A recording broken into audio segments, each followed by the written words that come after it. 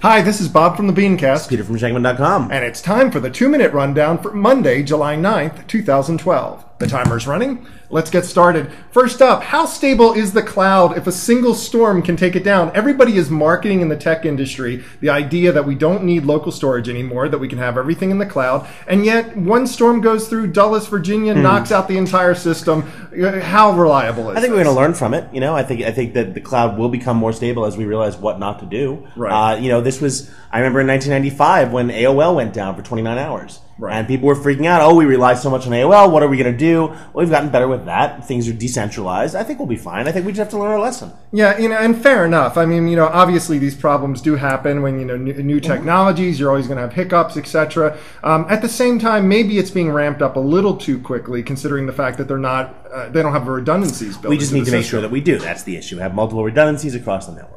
Well, Facebook has a new excuse for their stock woes. They've decided to blame NASDAQ instead of blaming the IPO pricing or anything else.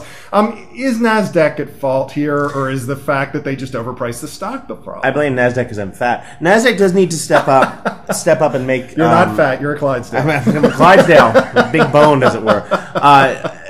NASDAQ needs to step up and make some... They did take a hit, and rightly so. They did screw up, but they've owned it. Right. Facebook can only blame them for so long before people start to say, hey, you know what? Not necessarily. Exactly.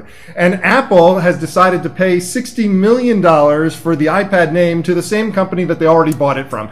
Good luck, doing business in China. It is amazing. I mean, it's the amount of money that they're paying them. I remember when the story first came out, there was going to be something called the iPad. I thought they were going to have to pay a lot of money like Kotex. Right. Because it sounded just like that it should be a name of something like that a feminine product would use. Right. I have my iPad, it has wings. But I've yet to see why they continue to pay over and over and over again. China is just going to keep doing this. We have to stand up and say something. Well, it comes down to the fact that they want to do business in China, and China is where the company is located, and they say you didn't buy the name rights in China. So obviously that causes that a problem. $60 million is worth it for what they're going to get back. Probably. Well, we're out of time. I'm Bob Knorpp. I'm Peter Shankman. Tune in tomorrow for another 2-minute rundown.